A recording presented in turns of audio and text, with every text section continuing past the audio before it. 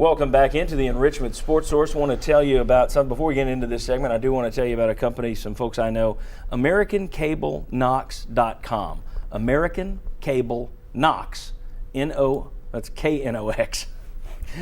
.com. It's going to be one of those days. They are American Cable of Knoxville is the name of the company.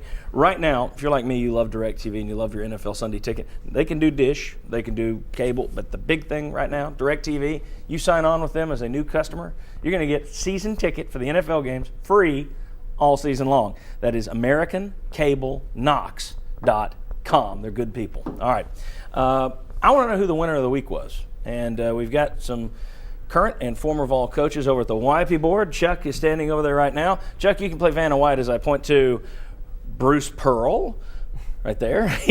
Bruce had national columnist Gary Parrish, his old radio co-host, pushing him for a job in a national publication this week. He also had the News Sentinel's John Adams pushing him pretty good for a job. Was he the winner of the week? Or was it, Chuck, was it Philip Fulmer? Philip Fulmer leveled some pretty strong shots at Mike Hamilton and the revolving door of UT presidents that he worked for. And then he took a little bit more responsibility for the downfall of the program once John Adams again leveled a few shots at him. Was the winner of the week Butch Jones?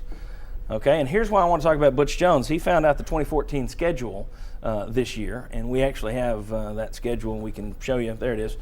This isn't the full 2014 schedule, obviously. Playing 7 games would be a pretty easy slate.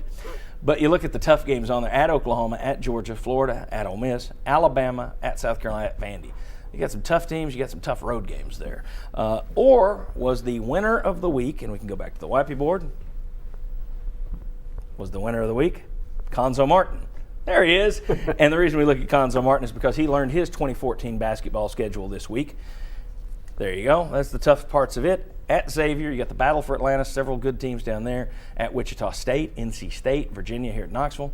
And then your road schedule in the SEC. You draw all of the good teams, basically. All of the tournament hopefuls. Tennessee's got them all on the road. They get Florida and Missouri at home as well. All right, so very quickly, we have 6 crowns over there on the YP board. We got 4 heads to put them on. I want to know, and I'll start with you guys, and we'll go around to Chuck.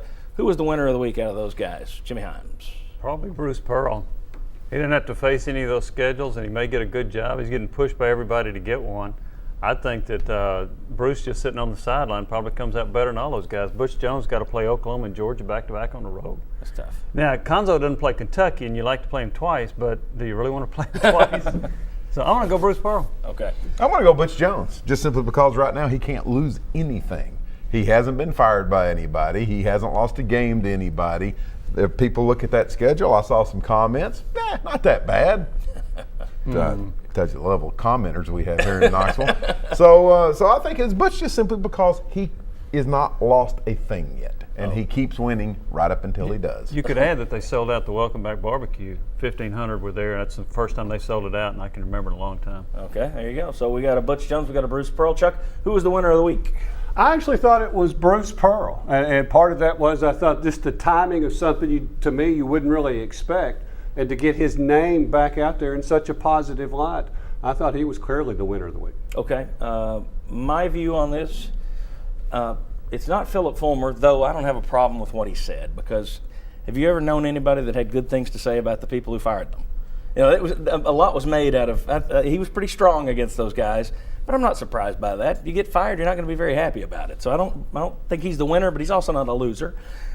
Bruce Pearl, he had a lot of people pushing him this week, but the problem is if he gets a big-time job, he will be the first coach to come off a show cause show cause penalty, and get a big job. I think it may be a little tougher than people think, so I'm not going to name him the winner. I named the co-winner, put one over Cuonzo and one over Butch for me, Chuck. I named those guys winners because they both got tough schedules and they didn't cry about it. With MrSEC.com, I cover the SEC week in and week out, and the number of coaches who whine, complain, cry, moan, groan, kick their feet, and just whine about things is unbelievable. So for the fact that Cuonzo Martin, his response to these schedules, hey, it's on the schedule, that's who we play. Butch Jones, I haven't heard him moan about the schedule once. You're not hearing the Les Miles stuff out of Knoxville. So I call those guys winners because they're handling it the right way, and I think that's the right way you run a program. So those are my winners of the week. When we come back, we will have a very special segment. All the guys out there need to be watching this segment because it relates to every single one of you. Come on back on the Richmond Sports Source.